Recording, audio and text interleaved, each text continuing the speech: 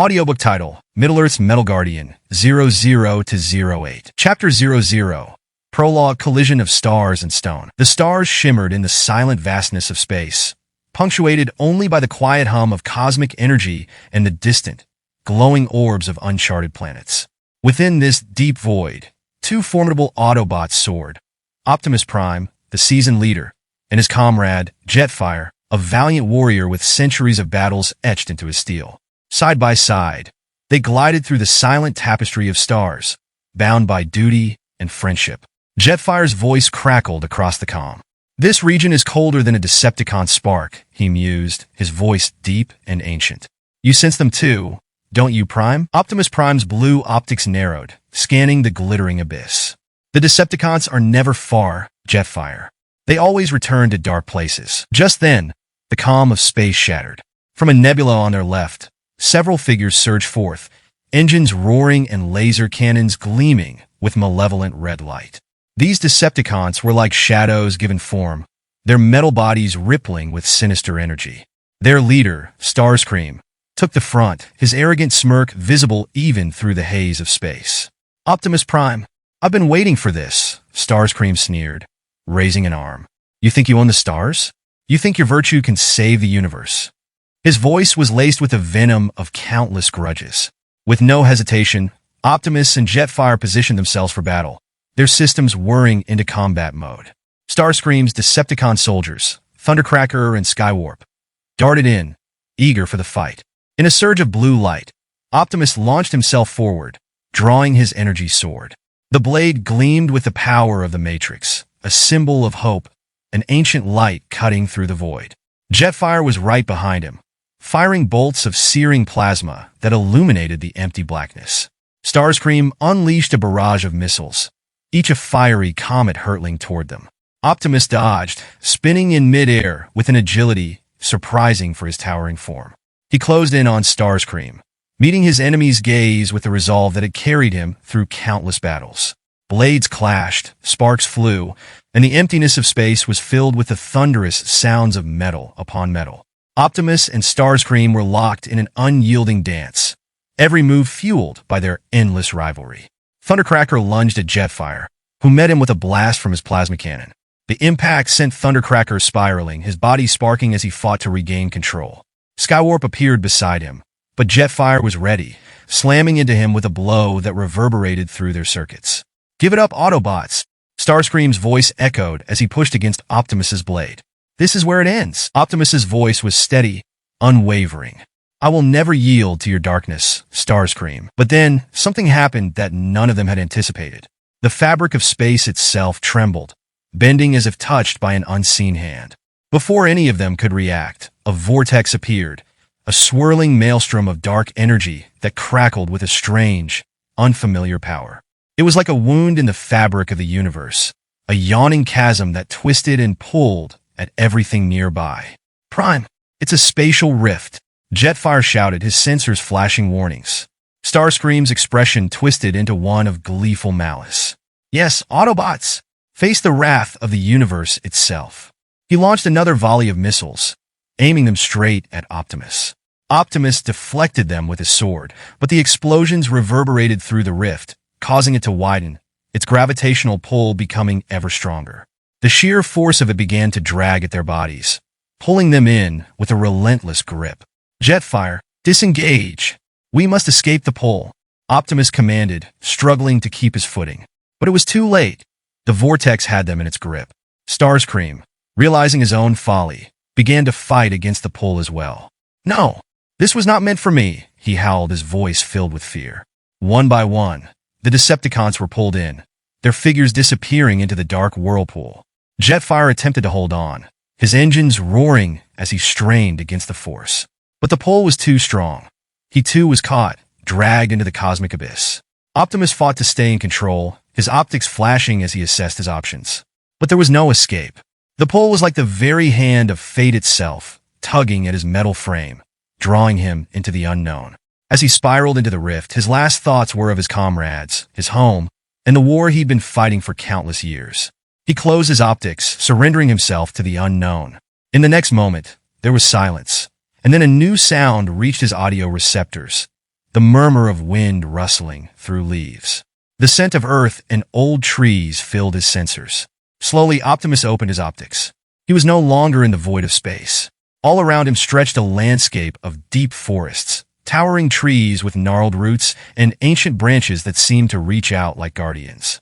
A gentle mist clung to the forest floor, and somewhere in the distance, he could hear the faint gurgling of a stream. Optimus took a cautious step forward, the soft soil giving way beneath his weight. This was no alien world. This was something older, something with a soul far deeper than he'd ever encountered in his journey across galaxies. He scanned his surroundings, searching for any sign of his comrades or his enemies. His sensors detected no Decepticon energy signatures, only the soft life signs of animals, birds, and something else. Something powerful and ancient, a force unlike anything he'd encountered. In the distance, a figure emerged from the trees, cloaked in gray with a staff in hand. His long beard and wise eyes suggested a being of great knowledge and age. The figure spoke in a deep, melodic voice, rich with both kindness and power. You are a stranger here, and yet not unwelcome. This world is one of many mysteries, and fate has brought you here, Metal Guardian. Optimus inclined his head. My name is Optimus Prime, leader of the Autobots. I mean no harm to this land or its people. The figure's eyes twinkled with an ancient understanding. I am Gandalf, a servant of the Vala and protector of Middle-earth. You are far from your home, yet perhaps you are where you are needed most. Optimus stood tall, his form both strange and powerful amidst the gentle trees of Middle-earth. He could feel the magic in the air, a strange energy that hummed and blended with his circuits, as if welcoming him into this land of lore and legend. Chapter 01. Into the Shadowed Woods, Unyielding Steel. Optimus Prime awoke to a world far removed from the metal and starscape of his patrol. Towering trees loomed above him, their branches intertwining like guardians of a primeval world. Beneath his feet, ancient soil hummed with the energies of a land touched by legend. His processors worked overtime to analyze this unfamiliar place, scanning for any sign of the Autobots, Decepticons, or human life. But he detected nothing but nature's pulse, until the distant clash of swords and the guttural cries of battle interrupted the silence. He moved with quiet precision, recalibrating his systems to match the weight and sounds of Middle-earth, an unusual realm for one such as himself. Through dense thickets and over brooks, Optimus made his way toward the source of the conflict. Cresting a hill, he looked down upon a small clearing where a band of adventurers fought for their lives. All female, these warriors wielded swords and bows with fierce skill, but they were overwhelmed by the numbers and savagery of their foes. Orcs, with their twisted forms and malicious eyes, and towering trolls, whose grotesque frames loomed over the battlefield like monstrous sentinels. The adventurers were skilled, yet even their courage could not withstand the tide pressing against them. The orcs, driven by malice and cruelty, struck with relentless fury, and the trolls, with their stone-like skin and immense power, smashed anything in their path. One of the adventurers, an elven warrior, cried out as her bow was knocked from her hand, a brutish orc lunging toward her with a jagged blade. Seeing the imminent danger, Optimus sprang into action. In a single, mighty leap, he descended from the hilltop, his frame shimmering with a metallic gleam of Cybertronian alloy. His powerful voice boomed across the clearing, capturing the attention of friend and foe alike. "Stand back and find cover," he commanded, his optics blazing as he transformed mid-air, landing with a ground-shaking impact in his formidable robot form. The trolls hesitated, dumbstruck by the sight of this immense, unknown warrior. But the orcs, ever bloodthirsty, surged forward, brandishing their crude weapons. One of them, a particularly large orc with battle scars crisscrossing his face, charged with a howl, swinging a spiked club. Optimus sidestepped, catching the club in his massive hand and shattering it with a single squeeze. He countered with a swift blow, sending the orc crashing into a tree with a sickening crunch. The trolls, however, posed a greater challenge. Towering at nearly 12 feet, they were far more resilient, their dark green scales deflecting most weapons.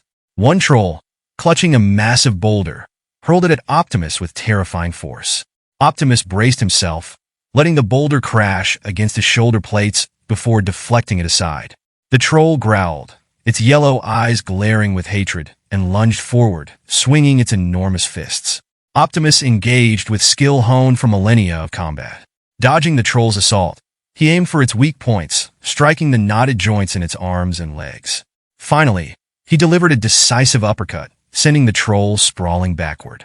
As it attempted to rise, Optimus placed a heavy foot on its chest, pressing it back into the earth with an immovable strength.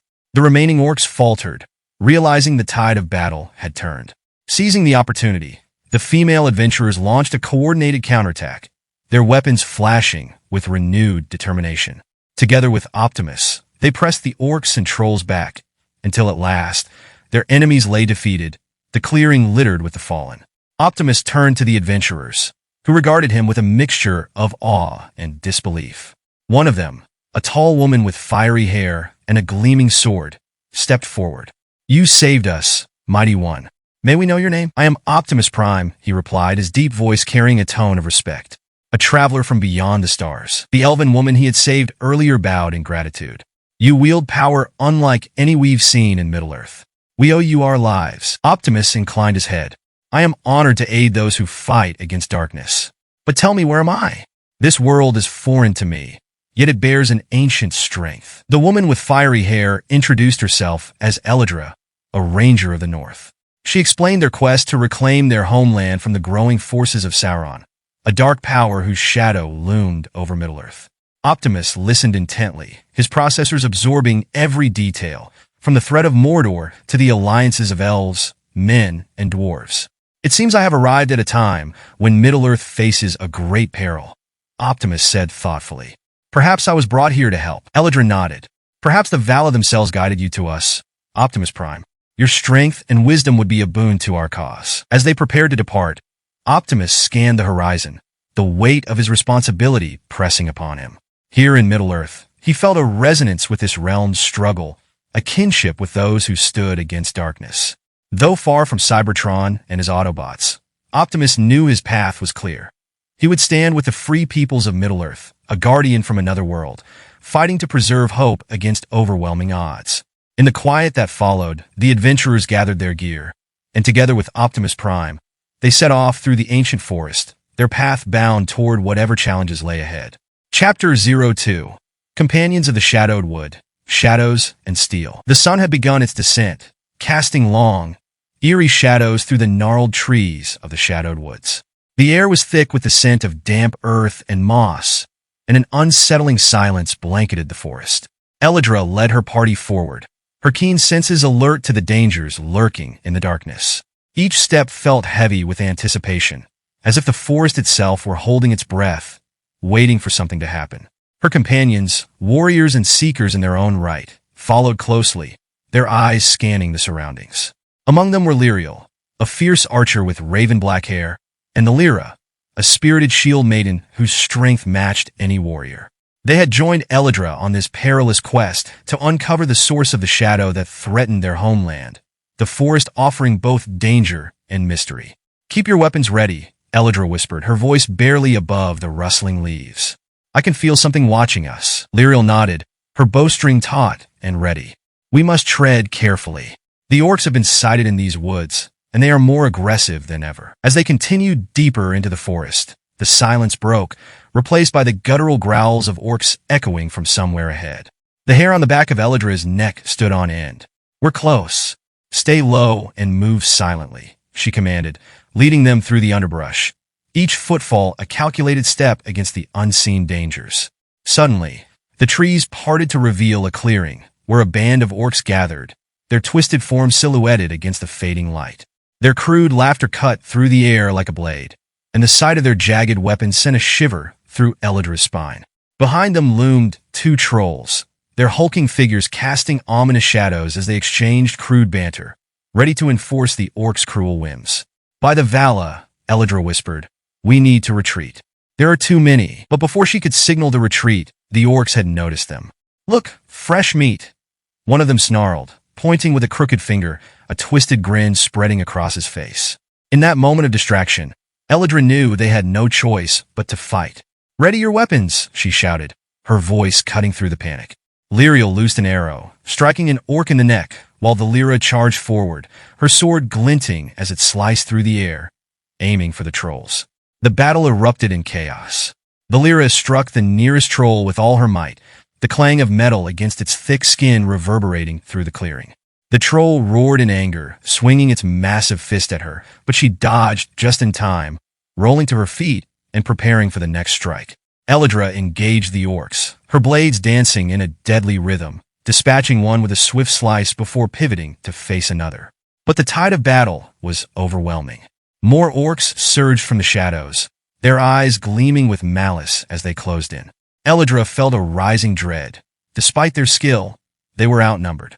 Just as despair began to creep into her heart, a brilliant flash of light illuminated the clearing. Emerging from the trees, a colossal figure landed with an earth-shaking thud. Optimus Prime stood tall, a magnificent warrior of metal and strength, his blue and red armor glistening under the twilight sky. His voice boomed, commanding attention. "Stand back and find cover." The adventurers watched in awe as he engaged the orcs with incredible speed and precision. His movements were a blend of power and grace, as he deflected attacks with the fluidity of a dancer. He swiped at an orc with his energy sword, the blade slicing through flesh as if it were paper, sending sparks flying. Elidra felt a surge of hope as Optimus dispatched another orc with a swift uppercut, sending the creature crashing to the ground. "Who is that?" Lyriel gasped, her eyes wide with amazement. "A guardian, perhaps," the Lyra whispered, admiration evident in her voice. "A champion sent to aid us." As Optimus turned his attention to the trolls, he faced the immense creatures head-on. The first troll swung a boulder, but Optimus sidestepped effortlessly, the rock crashing harmlessly to the ground. With a powerful kick, he struck the troll's knee, causing it to stumble. The second troll roared, attempting to grasp him with its massive hands.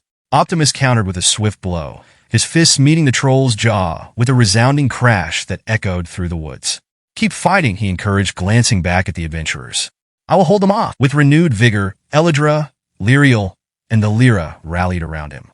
They coordinated their strikes, working alongside this astonishing ally. Lyriel's arrows flew with deadly accuracy, each finding its mark, while the Lyra stood firm, her shield absorbing the blows meant for Optimus. Elidra felt the essence of courage surging through her. They fought as one, a seamless blend of steel and strength. With Optimus leading the charge, the tide turned. The trolls, battered and confused, staggered back as the combined might of the Autobots and the adventurers overwhelmed them. One final strike from Optimus sent the first troll crashing to the ground, defeated.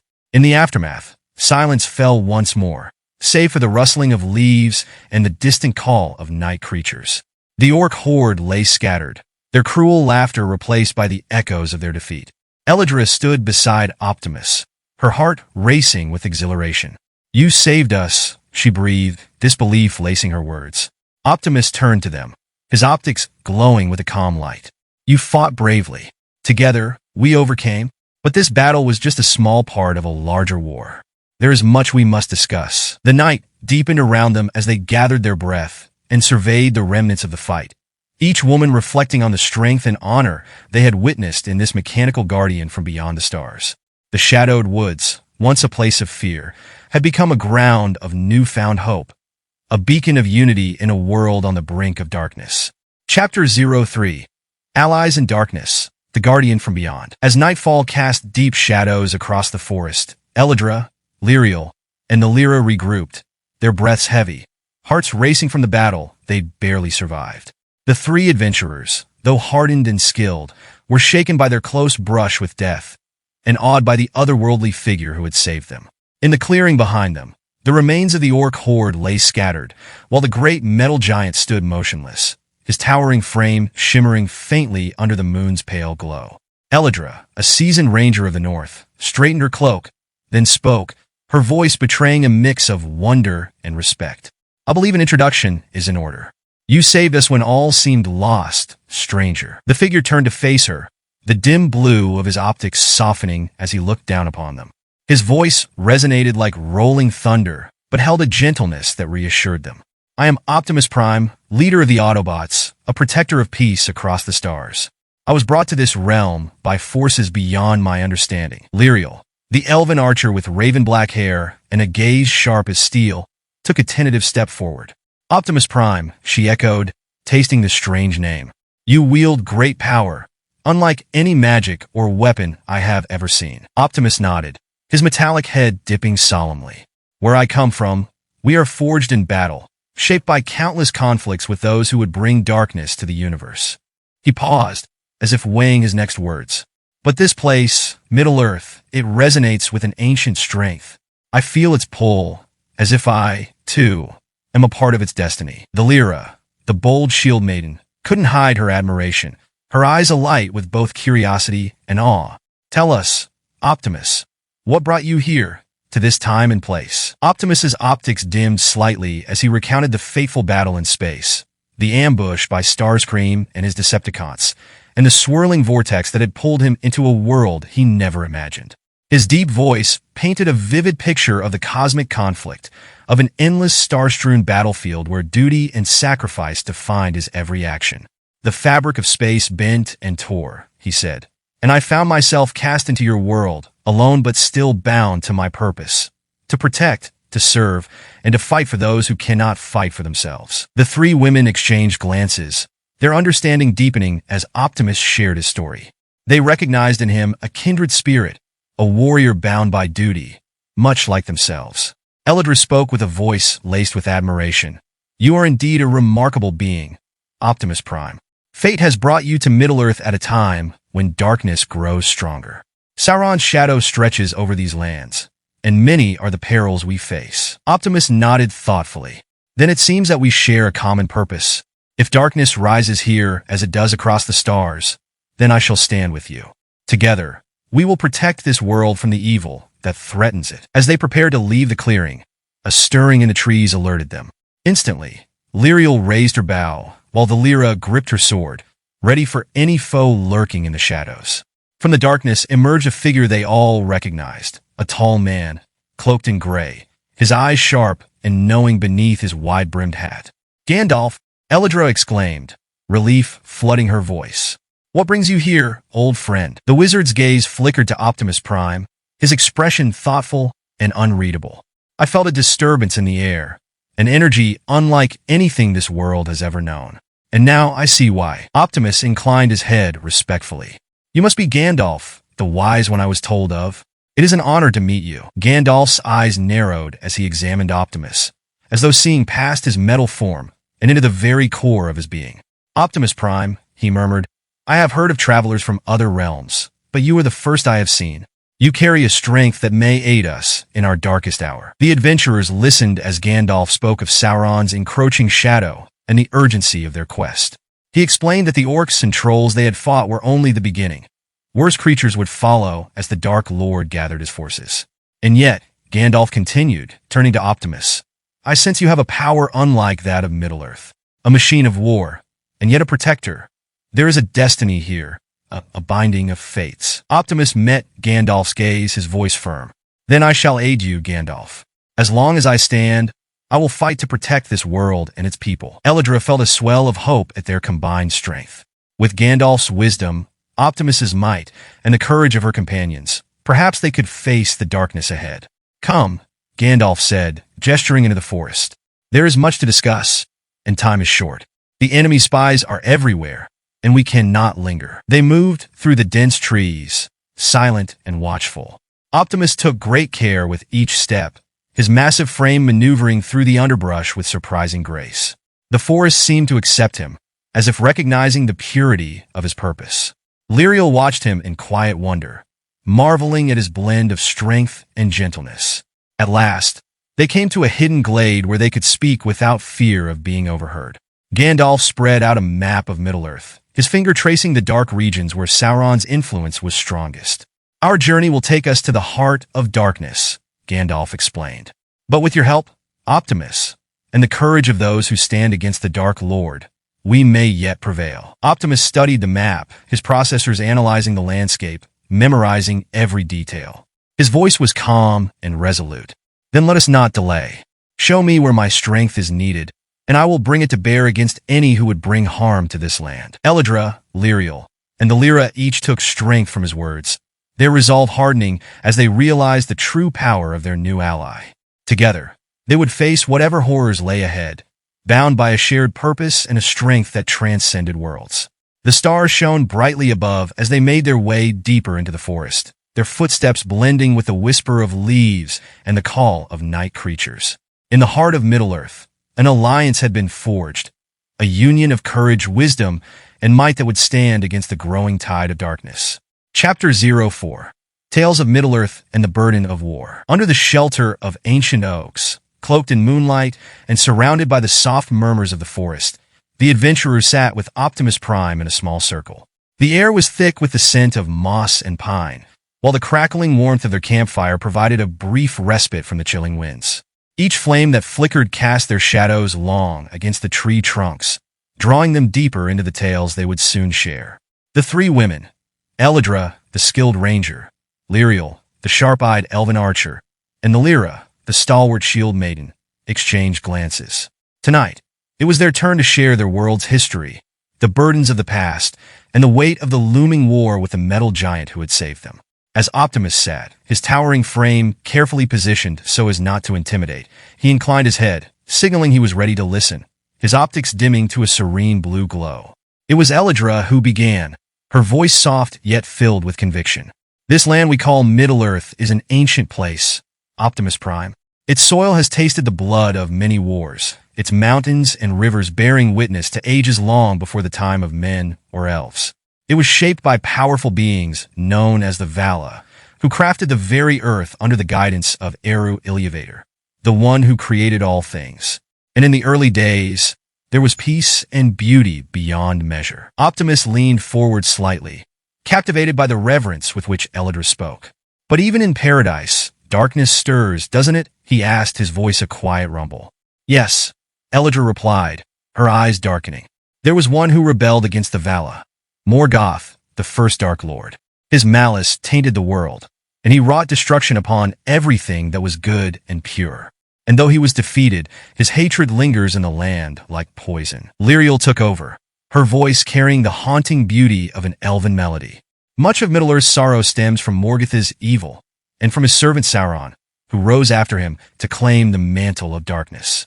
Sauron, the deceiver, sought to bend all life to his will, creating the One Ring to control the other rings of power given to elves, dwarves, and men. It is through this ring that he wielded his dark power and forged alliances with creatures of malevolence, the orcs, trolls, and worse. The ring was lost for many ages, but now, her voice wavered, and her hands trembled slightly. Now it has returned." The fire crackled as the Lyra spoke, her tone fierce and filled with contempt. "Sauron's forces are amassing once again in the black land of Mordor, where his eye watches, ever searching for the ring. Armies of orcs, monstrous beasts, and wicked men rally to his side, spreading his darkness across the land. The free peoples of Middle-earth, men, elves, dwarves, and all who stand against him, are uniting for one final stand, but we are sorely outmatched. Sauron's might is terrible, and his malice relentless." Optimus's optics brightened slightly, absorbing the enormity of what they were sharing. "In my world, we fought a similar foe. A Decepticon warlord named Megatron sought to enslave our people, to dominate the universe. He believed that strength alone ruled, and those who couldn't fight had no right to freedom." He paused, his voice softening. "But we stood against him, for freedom is the right of all sentient beings. And in this, I see a kinship with your struggle." The three women nodded, a spark of understanding passing between them and their strange new ally. After a moment of quiet, Eladra's voice rose once more. "There are tales of bravery and of sorrow that haunt every hill and valley of Middle-earth. The elves remember the fall of Gondolin, a hidden city destroyed by Morgoth's forces, where the valor of its defenders could not prevent the fires of doom. And men recall the tragedy of Numenor, the island kingdom that fell to ruin because of Sauron's treachery, lured by promises of immortality and power." Lyriel's gaze was distant as she added, "And the dwarves, they still mourn Caddum, now called Moria, a once great city lost to the darkness when they awakened something deep within the earth. A Balrog, a creature of shadow and flame left from the ancient wars. Even now, the halls of Moria are empty but for echoes and the ever-present darkness." The silence was heavy as each woman reflected on the losses their people had endured. Optimus felt a familiar weight settle within him, a kinship with those who bore the scars of war, who knew the pain of losing friends and homes to darkness. We have all been touched by the long shadow of Sauron's evil. Eldra continued, her voice low but fierce. And that is why we are here. We fight for Middle-earth, to reclaim what was taken and to protect what remains. Yet, the road ahead is perilous. Our forces are thin, and the enemy's reach grows with each passing day. The Lyra, her hand resting on the hilt of her sword, spoke with grim determination. My kin have faced ruin time and again, but we have not yet been broken. We are adventurers, seeking knowledge, allies, and strength wherever we may find them. Her eyes flicked to Optimus, and she smiled slightly, as if acknowledging the bond that had already begun to form between them.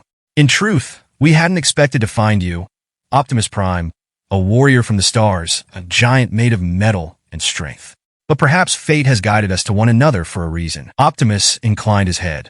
If my being here can aid you in your struggle, then I consider it an honor. For too long, I have fought only in my world's wars. Perhaps it is time for me to lend my strength to another cause, to help preserve the freedom of another land. Eldra's gaze softened as she spoke, her words taking on a more personal tone. Though we are adventurers now, each of us has our own path that led us here. With a deep breath, she began, I am of the north, a ranger by trade. The shadow of Angmar still lingers in those lands, and my people have long kept watch over the remnants of Sauron's influence. It was not a life I chose, but one I accepted. Our kin are few, and we fight not only for our homes, but for Middle-earth itself, for we know the evil that festers in the dark places. Lyriel, the elven archer, spoke next, her voice touched with sorrow. I come from the woods of Lothlorien, where the golden leaves whisper of past glories and distant memories. We elves are bound to this world, for it is both our home and our prison. Many of my kin have left for the undying lands, weary of the endless wars, but I remain to fight. For though Middle-earth will fade, we will not abandon it to darkness. The Lyra, the shield maiden, lifted her chin proudly. I am from Rohan, where we ride swift and fight hard. My people have always been at the mercy of larger powers, yet we stand resolute, our hearts steadfast. I have seen too much blood spilled on our lands. I joined this journey not only to fight, but to seek allies, to ensure that my home has a future free from shadow. Each woman's tale bore a unique pain, a burden of sacrifice. Yet in their words, Optimus sensed a fierce determination, a resolve to endure whatever trials lay ahead. A sense of purpose filled the air as Optimus spoke, his voice resonant and full of conviction. In my world, we Autobots are bound by honor and duty to protect life and freedom. And though I am far from home, I sense that same duty here. I will stand with you against this darkness. The three women looked at him, and in that moment, an unspoken bond solidified between them. They were no longer strangers brought together by chance. They were allies, united by a cause larger than themselves. Lyriel spoke softly, almost to herself. Perhaps the Vala themselves sent you here, Optimus Prime, to be a light in these dark times. As the night deepened, they spoke of Middle-earth's ancient lore, of Búrin and Lúthien's love that defied death, of the fall of the last alliance of elves and men, of the courage of those who had gone before them. And Optimus listened, his circuits resonating with the power of their words, each tale a testament to the resilience of the free peoples of Middle-earth. Finally, as dawn's first light pierced the canopy, casting golden beams across their weary faces, they rose, each one feeling stronger for having shared their stories. Together, they would face the trials to come, bound by courage, by hope, and by a shared resolve to protect the world they loved. And with Optimus Prime by their side, a metal guardian from the stars, they dared to believe that perhaps, just perhaps, victory was within reach. Chapter 05. The Tale of Cybertron and the Journey Across Stars. The campfire's flickering light cast warm hues across the quiet forest, illuminating the faces of Eldra, Lyriel, and the Lyra as they settled around Optimus Prime, listening with anticipation. Though their surroundings were steeped in magic and ancient history, the sight of the massive metal guardian, sitting among the trees as he prepared to share his own tale, was something they could hardly fathom. They had each shared their history of Middle-earth, and now it was Optimus's turn. Optimus's optics glowed a deep, tranquil blue as he looked over the faces of his new companions. There was a moment of reflective silence as he gathered his memories. Then, with a voice like rolling thunder softened by weariness, he began. Long ago, before I found myself in this world, I was forged in a realm far different from Middle-earth, a place called Cybertron. It is a metallic planet, vast and intricate, built on networks of metal cities and powered by an energy source we call Energon. Cybertron was not always a place of conflict. It was once a land of order and light, a civilization at peace, where all beings knew their purpose and lived in harmony. It was a world like no other, radiant in its own unique way, with towers that scraped the heavens and machines that wove together like the branches of your forests. Eladra, Lyriel, and the Lyra exchanged glances, their eyes wide as they tried to imagine such a place. Eladra asked, "Were there others like you, Optimus? Did they share in this peace?" Optimus nodded, his gaze seeming to travel far beyond the forest, back across the stars. "Yes, we were known as Cybertronians, a race of sentient beings made of metal, each one unique in purpose and design. There were Autobots, like myself, who cherished peace and freedom, and there were Decepticons led by one who became my greatest adversary, Megatron. In those early days, he was not the tyrant he would later become. He was driven by a desire to end the social imbalances on Cybertron. But soon, his ideals twisted into a hunger for absolute power, and with that came the darkness." The three women listened intently as Optimus's voice grew heavier, the memory of the conflict seeming to burden him anew. He continued, his tone tinged with regret and resolve. "Megatron gathered followers, and they became the Decepticons. They believed that strength and fear should rule, that Cybertron should be united under one iron hand.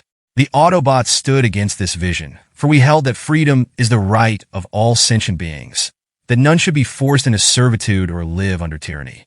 And so war broke out, a war that spanned millennia, stretching across our cities, our lands, and finally, our very world itself." The Lyra, ever the fierce warrior, asked with an edge of curiosity, "How did you come to lead, Optimus? Did you always bear the burden of command?" Optimus took a slow, reflective pause before answering. "I was not always Optimus Prime. In my earliest days, I was known as Orion Pax, a data clerk who worked in the archives of Iacon, one of Cybertron's grandest cities. I was ordinary like many of my kind, content with my role. But I also saw the suffering caused by the unrest Megatron's rebellion sparked. In time, I encountered an ancient Cybertronian known as Alpha Trion, who saw something within me, a potential I could scarcely imagine at the time." Eladra leaned forward, intrigued. "And what did he see in you?" Optimus's optics softened, recalling Alpha Trion's words. Alpha Trion believed in a prophecy that a Prime would rise to lead Cybertron out of darkness. He chose me to bear the matrix of leadership, a powerful relic imbued with the wisdom of the Primes before me. When I accepted it, I became Optimus Prime, charged with the responsibility of defending not just Cybertron, but all life from the tyranny of the Decepticons. There was a quiet pride in his voice, yet it was tempered by the weight of his duty. The three adventurers understood all too well the sacrifice such a role demanded. But the war, he continued, grew beyond anything we could have anticipated. Entire cities fell, countless lives were lost, and Cybertron, once a place of peace, became a battleground.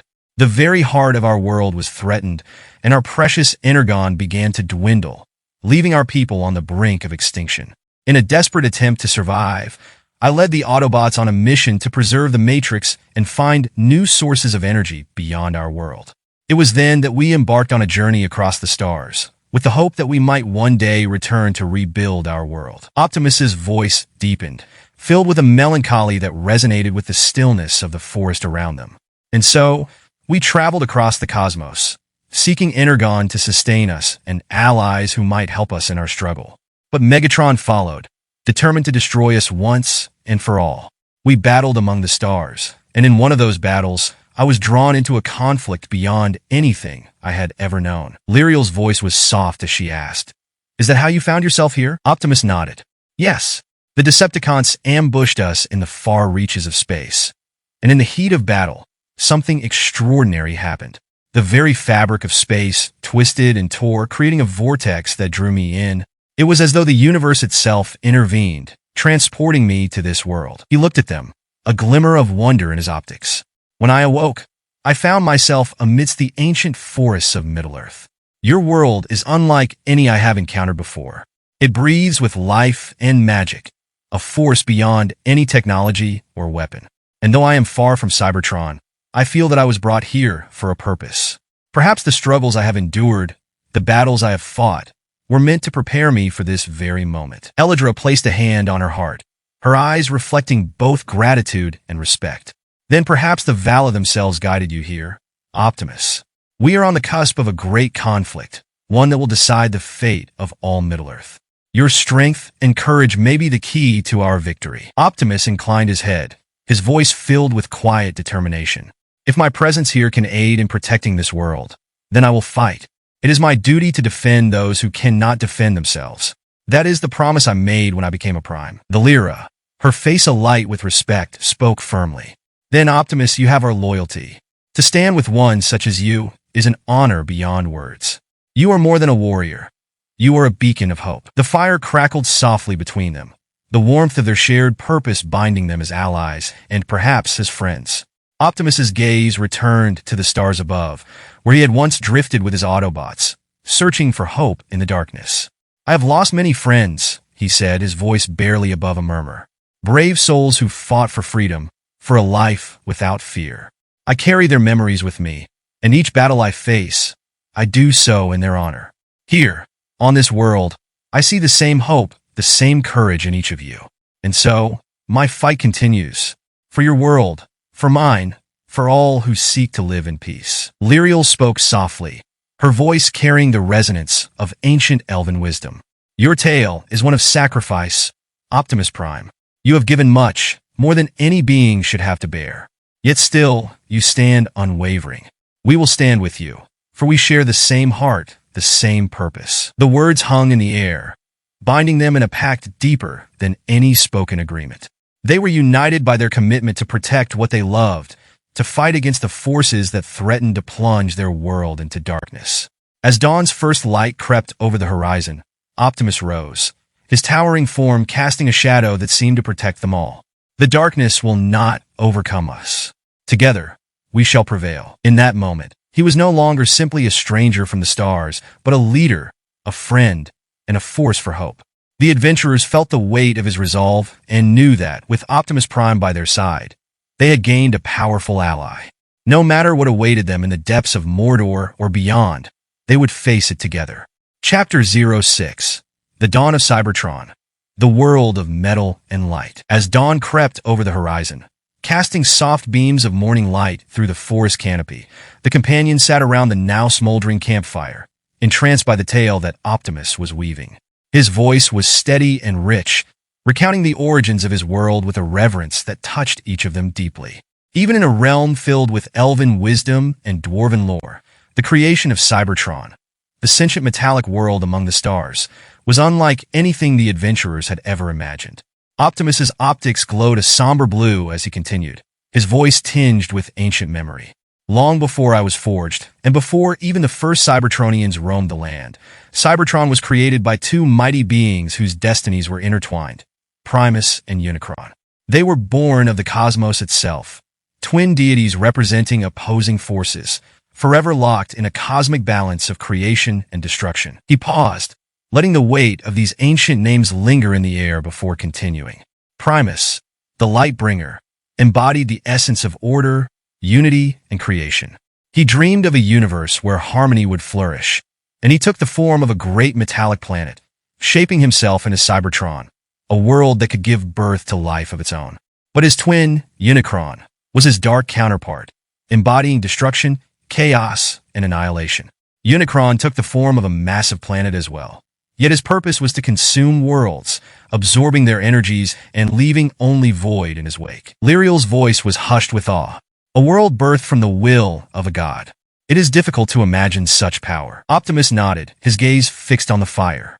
Indeed, and their conflict spanned eons, each clash resonating across the universe, shaping galaxies, and altering the very fabric of reality.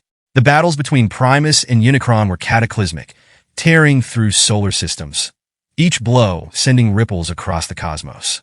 Yet, even as they fought, Primus realized he could not destroy Unicron directly, for their essences were bound together. The adventurers leaned in as he continued, describing a realm of unimaginable scale and grandeur, where cosmic forces clashed like giants among the stars. In time, Primus, wise as he was, devised another way to counter Unicron's threat. He channeled his very essence into creating the 13 Primes, ancient warriors of vast strength and wisdom, each one a reflection of his ideals and purposes. They were the first Transformers, crafted with unique abilities, each destined to guide and protect Cybertron. Thalira's eyes widened.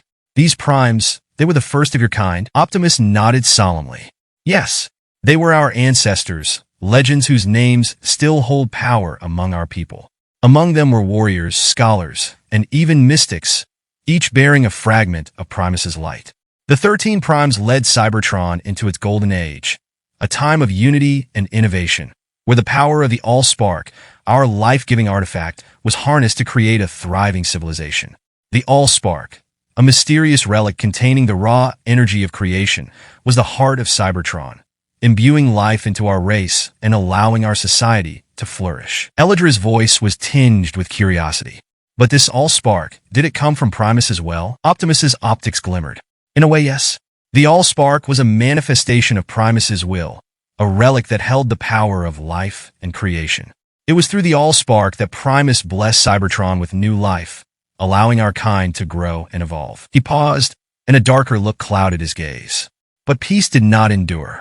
Even as Cybertron flourished, Unicron's shadow loomed ever closer. Driven by his hunger for destruction, he sought out Cybertron, hoping to claim the Allspark's energy and destroy all that Primus had created.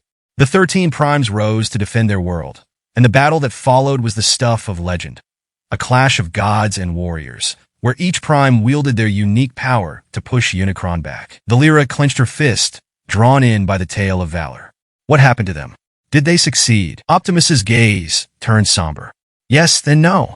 The 13 managed to weaken Unicron and cast him out into the depths of space, but not without great cost. Many of the Primes were lost in that battle, their sparks extinguished as they gave everything to protect Cybertron. Of the original 13, only a few remained, and those who survived were forever changed by the conflict. Lyriel's voice was soft, sympathetic.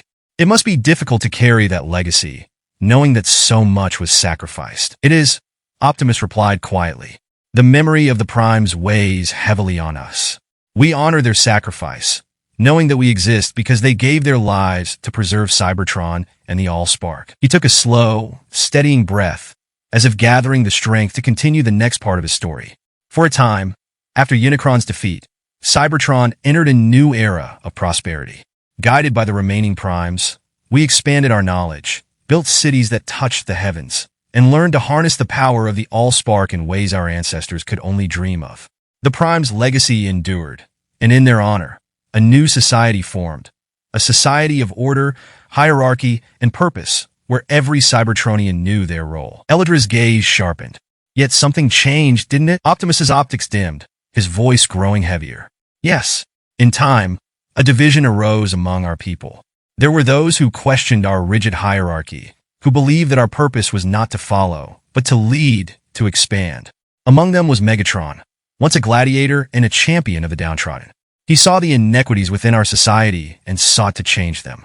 At first, his ideals were noble. He spoke of equality, of giving all Cybertronians a voice. A faint trace of sorrow appeared in Optimus's voice as he continued. Megatron was my friend, and I believed in his cause. Together, we dreamed of a better Cybertron, a place where freedom was a right granted to all. But as his influence grew, so too did his thirst for power. The ideals that once motivated him twisted into a relentless pursuit of control. He gathered followers, and they became the Decepticons, an army forged in secrecy, their numbers swelling with those who shared his desire for power. Thalira listened closely, recognizing the painful conflict in his words. And you, what did you do? I opposed him, Optimus replied solemnly. As he grew more ruthless, it became clear that Megatron sought not just equality, but dominance. Our dream had turned to ash, and I could not stand by as he dragged our world into war. I was chosen to carry the matrix of leadership to become Optimus Prime, and I vowed to protect Cybertron from tyranny. The Autobots rose to defend our people from Megatron's ambition. The silence that followed was laden with sorrow and remembrance as Optimus recounted the tragic split between the Autobots and the Decepticons. War erupted, spreading across every city, every stronghold, turning Cybertron into a wasteland. Our world, once a beacon of hope and innovation, became a battleground. The Allspark, the very heart of our existence, was no longer safe.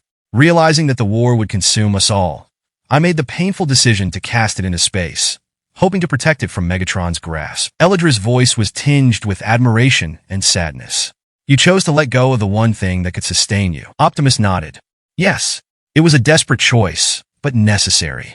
Without the All-Spark, our civilization began to wither, and the war showed no signs of ending. In the end, we were forced to flee, taking what little remained of our forces and following the All-Spark, hoping to recover it and rebuild our world. His optics dimmed, his gaze cast toward the distant stars. That was the beginning of our journey across the universe. We fought battles on distant worlds, each conflict bringing us closer to the brink. For millennia, we pursued the All-Spark, Megatron following close behind, determined to wield its power. Each battle left its mark, chipping away at what little we had left. And yet, hope endured. Liriel looked at him with sympathy and understanding. You left everything behind for hope. Optimus inclined his head, his voice quiet but resolute. Hope is what we have fought for, what we live for. Even now, far from Cybertron, I carry the weight of my people, the responsibility of the primes who came before me. He paused, his optics brightening with a resolve that stirred something in each of them. That is why I am here. Though I may be far from home, my purpose remains the same: to protect the innocent, to fight for freedom, and to honor the legacy of those who came before me. Chapter 07. The Fall of Cybertron, Orion Pax's Tale. Under the canopy of Middle-earth's towering trees, the adventurers gathered around their new ally, Optimus Prime. With the campfire flickering between them, its warm light casting long shadows, the three women, Elydra, Liriel, and the Lyra, listened intently. Optimus, the giant of metal and honor, had become not just a stranger from the stars, but a fellow warrior in their fight against the dark forces of Middle-earth. After hearing their tales of old, the time had come for Optimus to share his story, an epic woven not just of metal and war, but of friendship, betrayal, and resilience. With a somber yet steady tone, the Autobot leader began. In my world, I was not always the warrior you see now, Optimus said, his voice resonant and deep. There was a time when I went by a different name, Orion Pax. I was not born into battle, but into a life of peace and learning. In the golden days of Cybertron, when our civilization flourished, I served as a data clerk in Iacon, the grandest city of our world. My days were spent archiving our people's stories, preserving the knowledge of Cybertron's ancient past. His voice softened with memory, carrying a deep sense of nostalgia. It was in those peaceful times that I met D16, an ambitious gladiator who would one day call himself Megatron. Back then, he was known simply as Megatronus. His strength and ideals made him a hero in the eyes of many, and a symbol of change in a society that had grown rigid and complacent. Megatronus and I became friends, bound by our shared vision of a better Cybertron. Optimus paused, his optics dimming briefly as he reflected. But I was not alone in that friendship. By my side was Elita 1, a fierce and kind-hearted Autobot who believed in a brighter future. She shared my hopes and dreams, and our bond was forged in trust and purpose. Liriel leaned forward, her eyes focused on Optimus. Elita 1. She sounds like a warrior in her own right. Optimus inclined his head. Indeed she was. Elita 1 led a band of Autobots who fought for justice in the shadows, resisting oppression long before the war began. She was brave, relentless, and compassionate, a leader who inspired all who followed her. We believe in the dream of a unified Cybertron, where freedom and equality would prevail. But not all dreams remain pure. Optimus continued, his voice deepening. Over time, the fires of change that drove Megatronus began to twist and darken. His desire for power grew insatiable, and he spoke of revolution, of tearing down the old order by any means necessary. Yet, even then, I tried to reach him, to remind him of the values we once shared. I believed there was still a path to redemption. Thalira's voice was laced with curiosity. Did you ever doubt yourself, Optimus? Did you ever question if you were on the right side? Optimus paused, his optics dimming as if recalling the heavy burden of that question. Yes, he admitted, his tone tinged with regret. Megatronus was not entirely wrong in his observations. Our society was flawed. Many Autobots had become complacent, while others oppressed those they deemed inferior. But I could not accept that the answer was violence and tyranny. Elita 1 and I believed in change through compassion and reason, not conquest. The flames crackled, punctuating the quiet moments as Optimus continued, his voice carrying the weight of ancient wounds. The turning point came with Sentinel Prime, the leader of the Primes who ruled Cybertron with wisdom and strength. He saw in Megatronus a threat, and in me, he saw potential. Sentinel chose me as a successor, entrusting me with the Matrix of Leadership, a relic containing the wisdom of all the Primes who had come before. Elydra's gaze narrowed with intensity. What did Megatronus do when Sentinel Prime chose you? Megatronus saw it as a betrayal. Optimus replied, his voice laced with sadness. He believed that Sentinel Prime favored me, and that my acceptance of the Matrix was an act of treachery. His bitterness and rage consumed him, and it wasn't long before he revealed his true intentions. He sought to claim the Matrix for himself, believing it was his right by strength and ambition. Optimus's voice darkened, echoing the depth of his sorrow. It was then that Elita 1 and I uncovered the greatest betrayal. Sentinel Prime, the very one who had chosen me as a successor, was planning to turn over Cybertron's fate to Megatronus in secret. Sentinel, fearing the loss of order and power, had struck a deal with the Decepticons, believing it was the only way to maintain control. The three adventurers were silent, absorbing the tale. The Lyra, ever the Shield Maiden, could not hide her anger. To betray one's own people, that is an unforgivable sin. Optimus nodded gravely. Elita 1 and I confronted Sentinel, demanding he answer for his betrayal. But before justice could be served, Megatronus launched his uprising, and war engulfed our world. Sentinel Prime fell to Megatron's fury, and with his death, the last vestiges of peace crumbled. The campfire crackled, filling the silent forest with a low murmur as Optimus's voice carried through the darkened woods. It was in those dark days that I embraced my new name, Optimus Prime, and rallied those who still believed in a free Cybertron. Together with Elita 1 and the Autobots, we fought to protect the innocent and resist the tyranny of the Decepticons. Lyriel's voice was soft, reflective. Elita 1 stood with you until the end? Yes, Optimus replied, his voice tinged with deep sorrow. Elita 1 was my greatest ally and my truest friend. We fought side by side, knowing that each battle might be our last. But even in the face of insurmountable odds, she never lost hope. He paused, his gaze lowering. But in the end, even Elita 1's courage could not prevent the fall of our world. The war claimed many lives, and Elita 1, she made the ultimate sacrifice to protect those who could not protect themselves. The air hung heavy with grief as Optimus concluded his tale.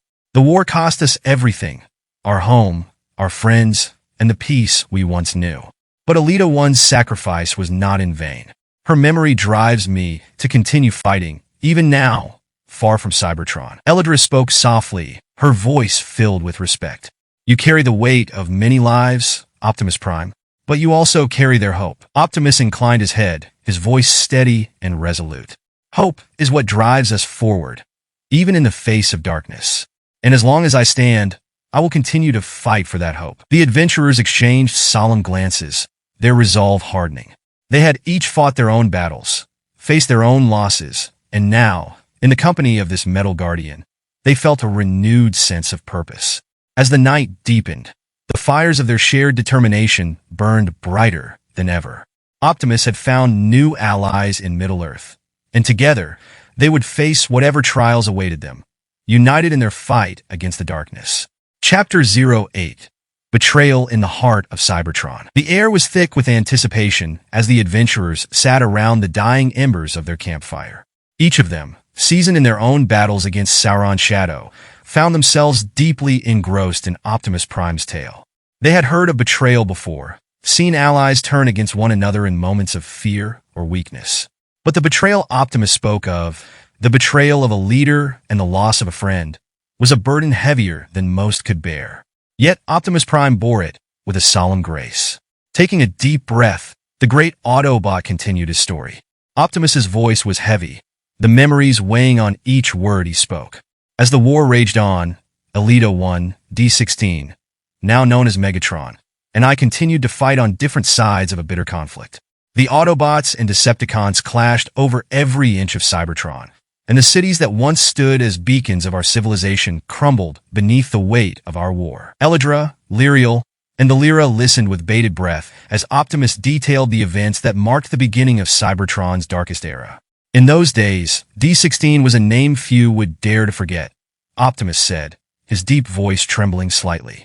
Before he became Megatron, D16 was a gladiator, a warrior who rose from the lowest ranks of Cybertron's arenas to become a voice for the oppressed. His skill in combat was unmatched, and his speeches inspired legions to rise up against what they saw as an unjust society. Optimus paused, his optics flickering as he recalled the memory of a friend long lost. I admired him once. He was strong, driven by his ideals, and willing to sacrifice everything to achieve a better world. But that determination soon became a thirst for power. Lyriel's voice was filled with curiosity. What changed him, Optimus? It wasn't a single event, Optimus replied, his tone reflective. It was a gradual descent. D16's ideals were noble at first, but as he gathered power, he began to believe that he alone could bring about the change Cybertron needed. He grew resentful of those who opposed him, believing them to be enemies of progress. And it was Sentinel Prime's refusal to acknowledge his vision that drove him over the edge. Optimus took a breath, the sound of metal softly humming beneath his words. In secret, D16 began to amass an army of those who felt disillusioned by the old ways. These warriors, these Decepticons, believed that only through force could a new Cybertron be born. And at the heart of this movement stood Megatron, a leader who had once been my closest friend. The Lyra clenched her fists, the parallels between their own war in Middle-earth and Optimus's struggle becoming clearer with each word. Friendships can become weapons sharper than any blade, she murmured. Yes, Optimus agreed. When D16 took on the name Megatron, he declared war not just on the ruling class of Cybertron, but on everything and everyone who stood in his way. And that included me. Optimus's voice hardened as he spoke of the betrayal that followed. It wasn't long before Sentinel Prime grew wary of Megatron's ambitions. But instead of uniting the Autobots to face this threat, Sentinel believed he could control Megatron, manipulating him into maintaining order. It was a grave mistake. The adventurers leaned closer, sensing that this part of the tale held a pivotal moment. Optimus continued, his voice carrying both the anger and sorrow of what came next. Sentinel reached out to Megatron in secret, offering him a deal. Optimus explained. If Megatron would aid in keeping Cybertron united under Sentinel's rule, he would be granted a place of power within the new order. But Megatron saw this as an opportunity to seize what he believed should have been his all along. Optimus's optics dimmed, his tone growing grim. It was Elita 1 and I who uncovered their treachery. Sentinel, the very Prime entrusted with the Matrix, was willing to betray everything we stood for out of fear of losing control. And Megatron, he saw it as proof of what he had been saying all along, that the Primes could not be trusted, and that only he could lead Cybertron. Eladra's voice was tight with anger. You must have confronted them. We did, Optimus replied. Elita and I went to Sentinel Prime, demanding an explanation. We told him that this was not the way, that betraying our principles to gain control was no better than what Megatron was trying to do. But Sentinel refused to listen. He believed that we were too idealistic, that only through compromise could peace be maintained. Optimus's voice darkened. And in that moment, Megatron made his move. He turned on Sentinel, seeing his weakness as an opportunity to take the Matrix by force. It was then that the war reached its most dire turning point. Megatron stormed the Citadel, leading the Decepticons in a full-scale assault. Thalira's eyes blazed with fury. He betrayed Sentinel Prime, even after he made a deal with him? Yes, Optimus replied, his voice heavy with grief. For Megatron, it was never about deals or alliances. It was about power. He saw Sentinel's fear as a sign of weakness and took advantage of it. Sentinel Prime fell, and with his death, the old order of Cybertron crumbled. Optimus's tone shifted, becoming one of resolve and strength. It was then that I took up the mantle of leadership. The Matrix of leadership was entrusted to me, and I became Optimus Prime. It was not a title I sought, but one I accepted out of necessity. The Autobots needed a leader, and Cybertron needed hope. Lyriel's voice was soft, almost reverent. And you gave him that hope, didn't you? I tried, Optimus replied, his voice solemn. But the war had only just begun. Megatron's Decepticons spread fear and destruction across our world, and the Autobots were forced to become soldiers in a battle we never wanted to fight. Elita won, and I led our people with all the strength and courage we could muster, but the cost was high. The fire crackled as Optimus fell silent, the weight of his story settling over the adventurers like a heavy fog. After a moment, he spoke once more, his voice steady and resolute. That is the story of how we came to war, he said. A tale of friendship, betrayal, and the heavy burden of leadership. Megatron's thirst for power cost us everything, and Sentinel Prime's fear of change led to his downfall. But despite it all, I believe that hope endures, that even in the face of betrayal, there is a path forward. Eladra, Lyriel, and the Lyra exchanged solemn glances. They had all faced betrayal and loss in their own lives, but hearing Optimus's tale only strengthened their resolve to fight against the growing darkness in Middle-earth.